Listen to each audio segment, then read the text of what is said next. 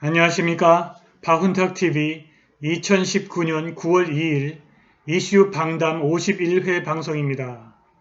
오늘도 KBS, MBC, SBS와 종편 방송이 보도하지 않는 중요하고 새로운 소식 전달해 드리도록 하겠습니다. 영국에서 발행하는 파이낸셜 타임스가 IMF에 이어서 2019년에 중국발 글로벌 금융위기를 예측했습니다.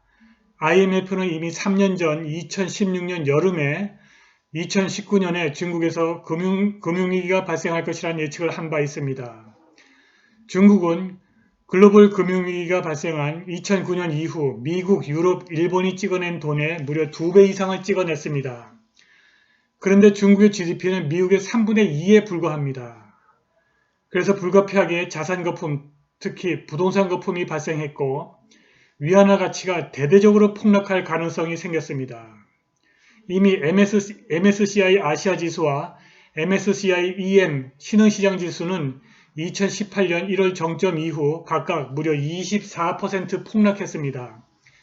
외국인 투자자들이 중국 자본시장에서 동시다발적으로 이탈할 가능성이 발생한 것입니다. 그래서 파이낸셜 타임스가 지금부터 2019년 안에 중국발 글로벌 금융위기를 예측한 것입니다. 방송 시작하겠습니다. 구독 버튼, 알람벨 버튼, 좋아요 버튼 부탁드리겠습니다. 지난주에 뉴욕 증시 회복이 낙관론에 다시 불을 붙인 가장 큰 이유는 미국과 중국의 우호적인 전화통화가 점증하는 무역전쟁이 끝날 것이라는 전망으로 이어졌기 때문입니다. 이 낙관적 전망이 새로운 관세전쟁이 일어나지 않거나 지연될 것이라는 추측을 낳았습니다. 그런데 이러한 추측이 무너졌습니다. 어제 일요일 낮 12시에 트럼프 행정부가 중국산 수입품 1120억 달러의 관세를 부과했는데 바로 1분 후 12시 01분에 중국이 미국산 수입품 750억 달러의 관세를 부과했습니다. 미국이 중국산 신발과 의류 그리고 애플워치 같은 기술 제품에 15% 관세를 부과했습니다. 중국산 노트북 컴퓨터와 휴대폰 같은 다른 중국산 제품 1600억 달러에 대해서는 12월 15일부터 15% 관세를 부과할 전망입니다. 중국산 의류와 첨유의 90%가 관세를 받을 것입니다.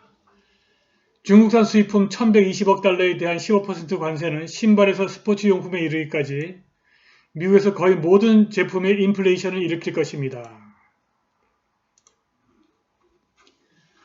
이 그림은 각각 새로운 관세가 일으키는 새로운 인플레이션을 나타낸 그림입니다.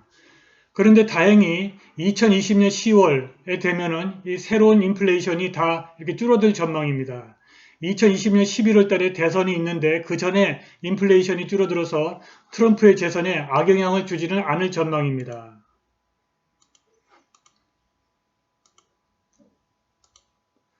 중국은 미국의 가격 인플레이션보다 훨씬 더 심각한 자산 인플레이션, 즉 자산 거품과 위안화 가치의 대대적인 붕괴를 겪을 전망입니다. 2008년 미국발 글로벌 금융위기가 발생하자 그해 9월부터 경기 부양을 위해서 미국의 중앙은행 연준이 자본시장에 5차례에 걸쳐서 2.5조 달러의 자금을 투입하는 양적 완화를 단행했습니다. 그런데 중국은 2008년 9월부터 위안화 대출, 그림자 부채, 그리고 다른 형태의 부채를 매입하기 위해서 무려 15.4조 달러를 발행했습니다. 파이낸셜 타임스 기고문에서 아서 부다그하이안 BCA 리서치 전략위원이 중국의 헬리콥터 머니의 결과를 예측했습니다. 2008-9년 미국발 글로벌 금융위기 당시 연준 의장 벤 버냉키가 프린스턴 대학교 경제학과 교수 시절에 그는 또 대공황이 찾아오면 달러화를 무한정 발행해서 헬리콥터를 타고 하늘에 올라가 돈을 뿌리겠다고 공언했습니다. 그런데 그 헬리콥터 머니를 미국이 아닌 중국이 발행했습니다. 중국이 2008년 9월 이후 무려 15.4조 달러를 발행했고 미국은 그 같은 기간에 겨우 2.5조 달러 발행했습니다.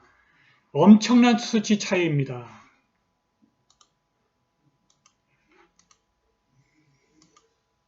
2008년 이후 중국이 뿌린 헬리콥터 머니 15.4조 달러는 연준, 유럽중앙은행 그리고 일본중앙은행의 양적 완화를 합한 금액보다 훨씬 많고 2배 이상 많고 이것이 글로벌 경제가 대공황으로 떨어지는 것을 막았고 지금도 세계에서 가장 큰 자산 거품을 만들고 있습니다.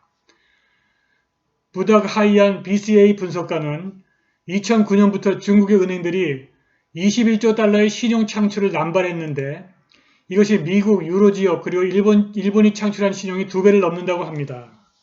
도합해서 중국의 통화 공급이 무려 28조 달러에 이르는데 도대체 왜 이것이 문제가 되는가?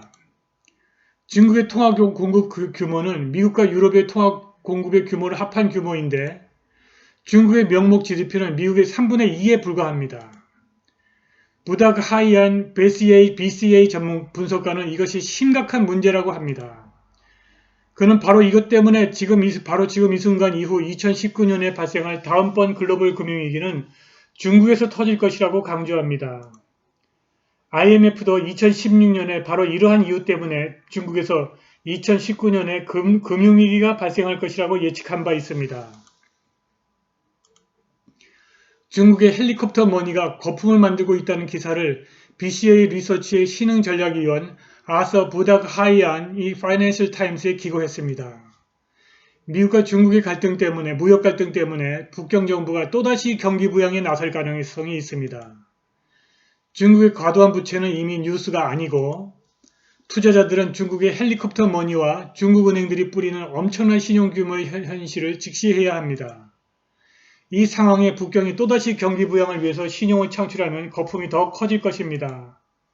이미 중국의 과도한 경기 부양과 신용 창출로 인해서 위안화 가치가 하락 압력을 받고 있습니다.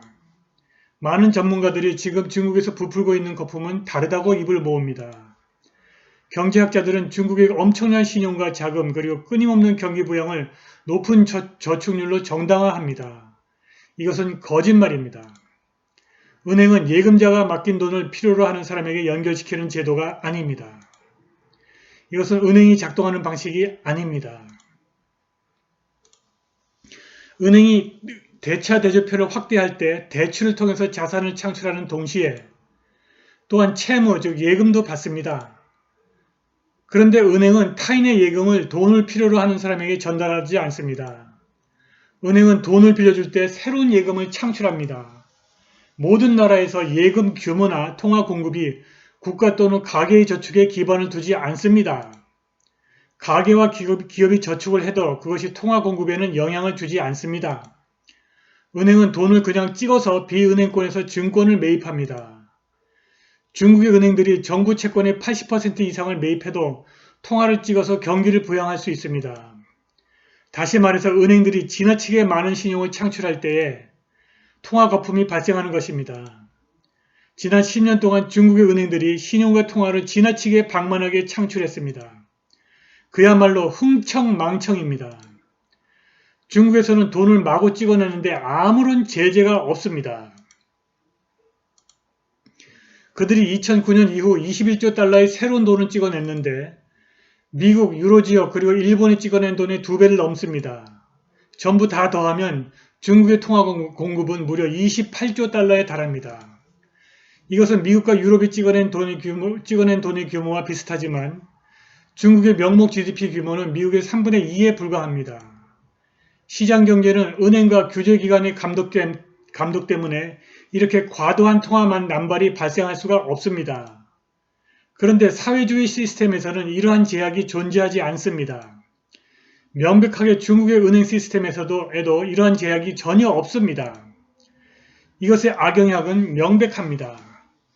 헬리콥터 머니가 혁신을 막고 자본의 오할당을 부추겨서 생산성 향상을 막아버립니다. 떨어지는 생산성과 강력한 통화 증발이 인플레이션으로 이어지는데 바로 이것이 사회주의 시스템에 내재되어 있는 다이내믹스입니다. 장기적으로 더 많은 경기 부양이 또 다른 통화 증발로 이어지고 이것이 위안화의 대대적인 평가 절하를 초래할 수밖에 없습니다.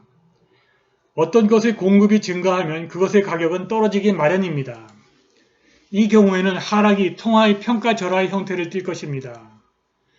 중국의 통화 거품이 중국 환율에게는 언제라도 떨어질 수 있는 디모클레스 칼이 될 것입니다. 중국의 가계와 기업은 공급이 부풀어 오른 위안화를 보유하려고 하지 않습니다. 헬리콥터 머니 공급이 증가할수록 위안화를 버리고 외환과 자산을 보유하려고 합니다. 그런데 중국에는 충분한 외환이 공급되지 않고 있습니다. 중국의 경상수지 흑자가 거의 사라지고 없습니다. 벌써 외환 보유고가 3조 달러 줄어들었고 미국 재무성 채권 보유고 1위 자리를 이미 일본에게 내주었습니다. 중국이 예측할 수 있는 미래에 자본 계정을 개방하는 것은 생각할 수도 없습니다. 그런데도 만일 중국이 계속 통화를 증발해서 경기를 부양한다면 투자자들이 위안화 가치의 부정적 전망을 확정하지 않을 수 없을 것입니다.